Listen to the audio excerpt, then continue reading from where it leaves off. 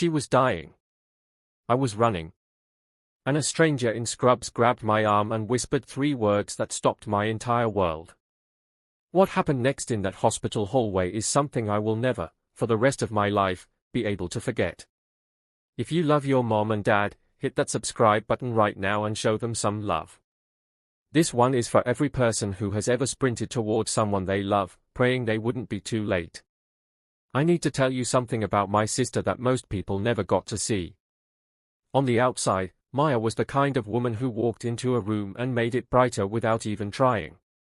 She had this laugh, loud and unfiltered and completely contagious, the kind that made strangers turn around and smile without even knowing why. She was 31 years old, a night shift supervisor at a distribution warehouse on the south side of our city, and she was the most hardworking person I had ever known in my life. She worked doubles when her co-workers needed a break. She sent money home to our mother every single month even when her own bank account was nearly empty. She remembered every birthday, every anniversary, every small detail that made the people she loved feel seen and valued. I was 28, her younger brother, living about 40 miles away in a small apartment near my job at a logistics company. Maya and I talked on the phone almost every day, sometimes for just 5 minutes, sometimes for 2 hours. We talked about everything. Our childhood. Our dreams. Our frustrations. The future we both were trying so hard to build. She was not just my sister. She was one of my closest friends in the entire world. So when my phone rang at 2:17 in the morning on a Tuesday in late October, and I saw it was her warehouse co-worker Denise calling from a number I barely recognized, something in my gut dropped before I even answered. People do not call at 2 in the morning with good news. I already knew that before I pressed the green button. Denise was crying before she could even form a complete sentence. I heard her breathing, jagged and shallow, and then she said Maya's name, and then she said the word hospital, and the rest of her words became noise because my body had already started moving. I was out of my bed, pulling on jeans, grabbing my keys, shoving my feet into sneakers without untying them, and I was out the door before Denise had even finished explaining what she knew. What she told me, between sobs and fragmented sentences, was this. Maya had been found unresponsive in the warehouse break room by another co-worker around 1:45 in the morning. There was blood. She had been hurt. An ambulance came. They took her to Mercy General, which was the closest hospital, about 12 miles from the warehouse. That was all Denise knew. That was all I had to go on as I peeled out of my apartment parking lot into the dark, empty streets of an October night, driving in a way I am not proud of, running yellow lights and pressing the accelerator down harder than I should have.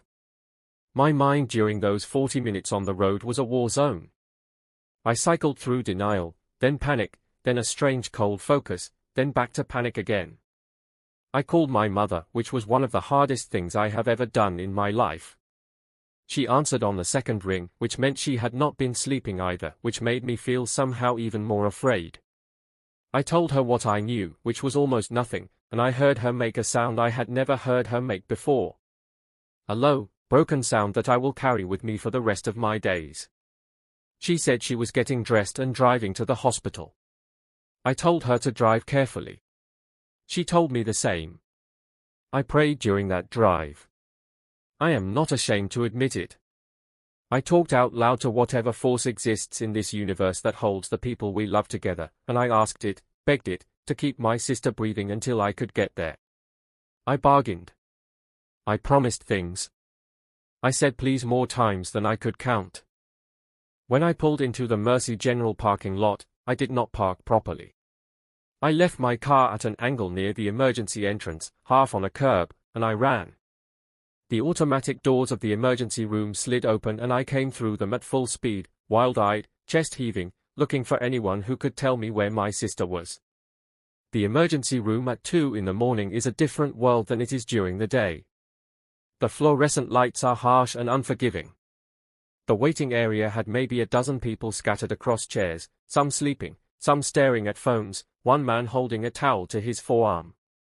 There was a low hum of monitors somewhere beyond the front desk, and the smell of antiseptic and something else underneath it that hospitals always have, that smell that reminds you that bodies are fragile and life is not guaranteed.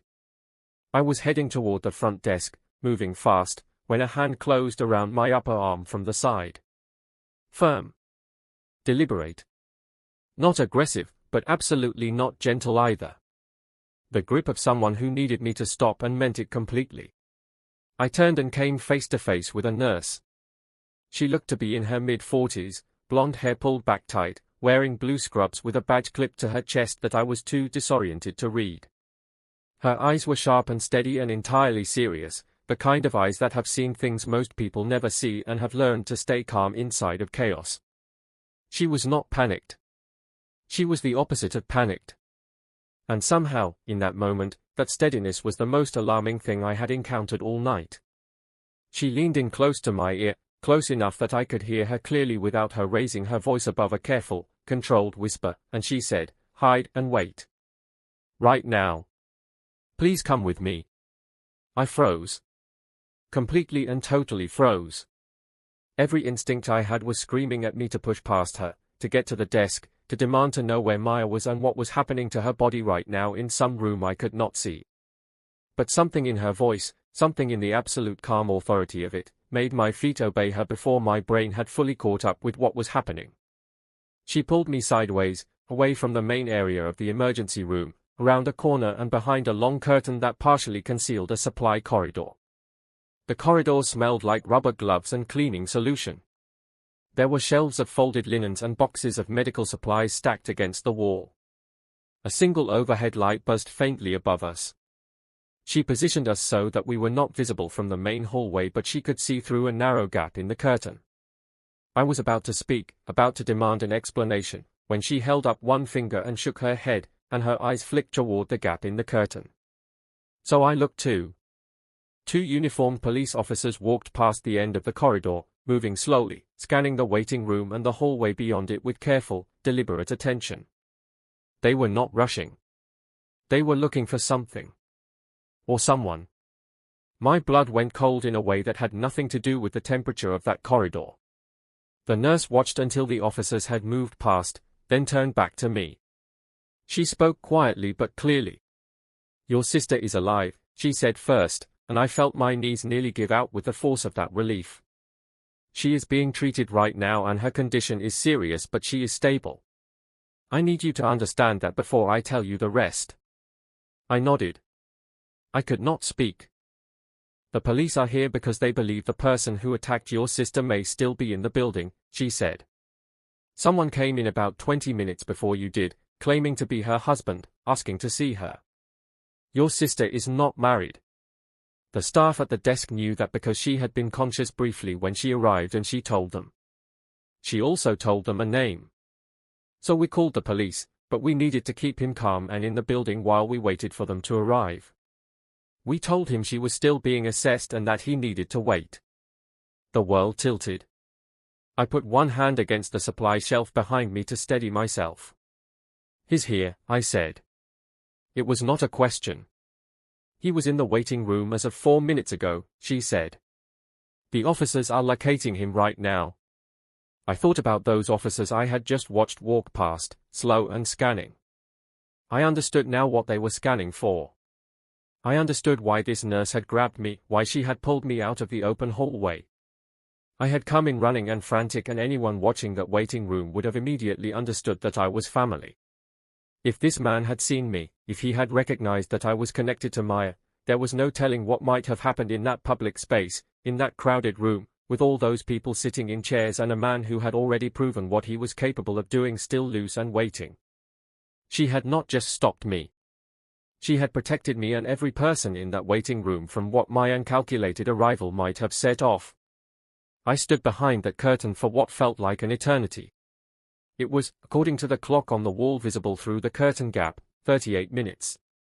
38 minutes during which I could hear my own heartbeat and the distant sounds of the hospital and the occasional low murmur of voices from the hallway. 38 minutes during which I thought about Maya's face, about our last phone call 3 days earlier when she had been quieter than usual and I had asked her if she was okay and she had said yes, just tired, just a long week, which I had accepted without pushing further, which I would spend a long time wishing I had not accepted. I thought about the name she had given the nurses when she arrived. That detail kept circling back to me. She had been hurt badly enough to require an ambulance, but in whatever window of consciousness she had thought clearly enough to warn the people around her. She had given them a name. She had protected herself even while she was barely holding on. That was Maya. That was exactly who my sister was, using every ounce of whatever she had left to fight back. During those 38 minutes, the nurse, whose name I eventually learned was Carol, stayed with me for most of it. She did not make small talk. She did not offer empty reassurances. She simply stood nearby and checked through the curtain gap periodically and once quietly radioed something I could not fully hear into a small device clipped to her shoulder. At one point she looked at me and said, "You're doing well." I almost laughed. I was shaking. But I understood what she meant. I was staying put. I was not blowing the situation open by charging out there. For someone running on adrenaline and terror and love, staying behind a curtain was one of the hardest things I had ever been asked to do. The moment came without fanfare. Carol looked through the curtain gap, then stepped back and looked at me directly. "They have him," she said simply. I moved to the gap and looked. The waiting room was in a low murmur of shock. I could see the officers near the far side of the room, and between them, a man in a grey jacket with his hands being brought behind his back. He was not young. He was not what I had pictured. He was ordinary looking, the kind of face you would pass in a grocery store and not remember an hour later. That was the thing that hit me hardest in that moment. Not rage, though the rage came later. But the sheer ordinariness of him. The fact that he looked like nobody and nothing, and that nobody and nothing had put my sister in a hospital bed. Carol put her hand briefly on my shoulder. "Now you can go see her." I will not try to describe the walk to Maya's room in any dramatic way because the truth is I barely remember it. I remember following a different nurse through a set of double doors. I remember a curtain bay and the sounds of monitors. I remember the particular quality of the light in that part of the hospital, slightly warmer than the hallway, and I remember turning a corner and seeing my sister. She was propped slightly upright in the bed.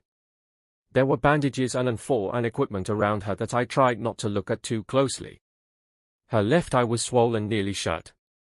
There was a bruise along her jaw that was already deep purple. But she was awake. Her right eye found me the moment I came through the curtain and something in her face changed. Some held tension releasing, and she looked at me the way she used to look at me when we were kids and she had been scared and then I showed up. I crossed to her in 3 steps and I took her hand as carefully as I could and I sat on the edge of the chair beside the bed and I put my forehead down against our joined hands and I stayed there for a moment without saying anything at all.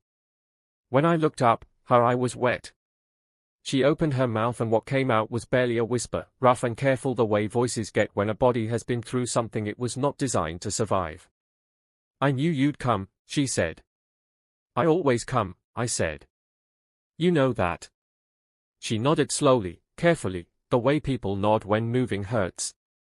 In the hours that followed, the full picture assembled itself in pieces, the way hard truths always do, not arriving all at once but in fragments that you slowly fit together until you have something you can hold and look at, even if looking at it is painful.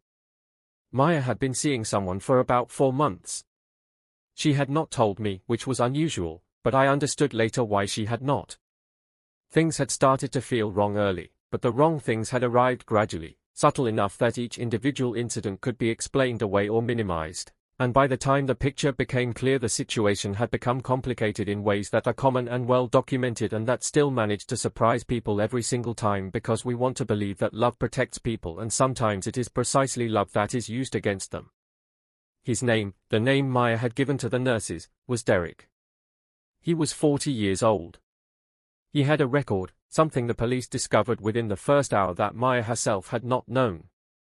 He had followed her to work that night after an argument earlier in the evening, one that Maya had ended by leaving her apartment and going to her shift, thinking distance and work and time would diffuse things. He had waited. He had come into the break room during her break. And what happened in that break room is something Maya has told on her own terms, to the people she has chosen to tell, and it is not mine to detail here beyond saying that she fought, and that fighting is why she survived. Her co-worker Denise had found her 12 minutes after it happened. 12 minutes. The difference between a story like this and a different, unbearable story can be 12 minutes and one person who decides to check on a friend. The police processed Derek that night. He did not resist arrest in the waiting room, which the officers told us was not unusual. People who do what he did do not always look like what they are when the moment for looking comes. He sat in the waiting room of that hospital, calm and waiting, as though he had every right to be there, as though he had not just done what he had done. That detail haunted me in the weeks that followed more than almost anything else. The waiting. The calmness. The performance of normalcy in a plastic chair under fluorescent lights while my sister lay 30 feet away fighting to stay conscious. It told me something about the nature of certain kinds of danger that I had understood intellectually before but had never felt in my body until that night. My mother arrived at the hospital at 4 in the morning. She came through those emergency room doors the way mothers come through doors when their children are in danger, which is to say with a force that has nothing to do with physical size and everything to do with something older and more fundamental than any of us can fully name. She was 56 years old and she moved like something unstoppable. I met her in the hallway and held her for a moment and then took her to Maya. Watching my mother see my sister for the first time that night is something I keep private. Some moments belong only to the people inside them. What I will say is that the sound my mother made when she walked through that curtain was the sound of a woman confronting the distance between her worst fear and the mercy of something falling short of it, and it is a sound I hope none of you ever have cause to make, and a sound I would carry willingly for the rest of my life if it means Maya is alive. Maya stayed in the hospital for 4 days. Her injuries were significant. There were fractures. There were things that required monitoring and management and careful attention. The medical team at Mercy General, and Carol in particular, were extraordinary. In the quieter moments of those 4 days I found myself thinking about Carol repeatedly, about that hand on my arm in the emergency room hallway, about the 3 words she had whispered to me in the dark, about the decision she had made in a split second to grab a stranger running through her hospital and redirect him before he could accidentally ignite a dangerous situation. I found her on the 2nd day and I thanked her. I did not know how to thank her adequately. I still do not. I told her what those 3 words had meant and she looked at me with those steady eyes and said, "I've worked emergency for 16 years. You learn to read a room." Then she asked how Maya was doing, and when I told her she was awake and talking and had eaten a small amount of solid food, Carol smiled in the way that people smile when they are genuinely relieved, not performing relief but actually feeling it, and she said, "Good. That's really good." The trial for Derek took 11 months to complete. I will not walk through every detail of those 11 months because they belong primarily to Maya and to the legal process, but I will say that Maya showed up. Every time she was required to appear, she appeared.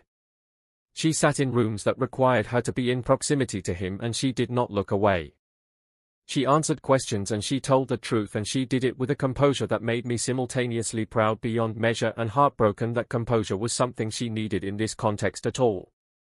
She had a victim advocate, a woman named Sandra, who was exceptional, and she had our mother, and she had me, and she had Denise, and she had several friends who took turns sitting beside her in that courtroom so that she was never alone. Derek was convicted. I will let that sentence stand without elaboration because it deserves to stand cleanly. Maya is not the same person she was before that night in October. I want to be honest about that because I think the tendency in stories like this is to arrive at a place of complete restoration, to say that everything returned to what it was, and that is not always true, and pretending it is does a disservice to people living through their own versions of this. She has hard days. She has days when the fear is closer to the surface than others. She has changed the way she moves through the world in ways both practical and emotional, and some of those changes are adaptations she has made peace with and some of them still make her angry because she did not ask to need them. But she is also genuinely and deeply here. She laughs that laugh, the loud and filtered one, still. Not as often as before, not in the same unguarded way, but it is there. She started a new job 6 months after that night, a day shift position at a company that felt safer to her, and she is good at it and she finds satisfaction in it. She has a therapist she sees every week, a woman she describes as no-nonsense and brilliant, and she trusts her, which is not something Maya gives easily to people anymore. She is rebuilding the foundation of her sense of safety in the world, slowly, on her own terms, with the people she has chosen around her. She and I still talk almost every day. Sometimes for 5 minutes. Sometimes for 2 hours. Sometimes we talk about what happened and sometimes we talk about everything else, about life and plans and the ridiculous small details that make ordinary days worth living. She asked me recently, out of nowhere in the middle of a conversation about something else entirely, if I thought about that night often. I told her yes. She said she did too, but that lately when she thought about it the thing she landed on most was Denise finding her, and Carol stopping me in the hallway, and our mother coming through those hospital doors, and me sitting beside her bed. She said, I keep thinking about all the people who showed up. I told her that is because people love her. She was quiet for a moment and then she said, I know. I know they do. There is something I want to say to anyone listening to this story who recognizes something in it. Not because I am qualified to advise you and not because I know your specific situation, but because Maya asked me once what I wished someone had said out loud more clearly in the months before everything came apart. If you are in a situation that has started to feel wrong, if small things are being explained away and you are explaining them away with a skill that troubles you, if you have gone quiet about parts of your life with the people who love you, please let one person in. Not because they can fix it. Not because there is always a clean answer. But because isolation is a condition that certain kinds of danger depend on, and connection, even imperfect and complicated connection, is one of the things that keeps people here. And if you love someone and something feels off about how they are doing, ask again. Maya told me she had been quieter than usual on our last call before that night and I had noticed and I had asked and she had said she was fine. I wish I had asked again. I do not carry that as guilt, because I understand it is not mine to carry that way, but I carry it as knowledge. Ask again. A second question costs nothing. It might mean everything. I drove back to Mercy General on the day Maya was discharged. It was a grey November morning, cold enough to see your breath, the city stripped down to its bones the way it gets in the weeks between fall and real winter. I pulled my car up to the entrance and walked in to help her sign the discharge paperwork and collect her things and bring her out to the car. We walked out of those automatic doors together, her moving carefully but moving, and we stood for a moment in the cold air before getting in the car. She looked up at the sky, grey and low and honest, and she breathed in deeply and let it out slowly. Then she looked at me and said, "Let's go home." And we did. If you love your mom and dad, hit that subscribe button right now and show them some love. Every story I tell for the people who showed up for someone they loved, and for the people who were brave enough to survive being found. Now I want to hear from you. Where are you watching from? Drop your city and state down in the comments right now. Let's see how far this story has traveled.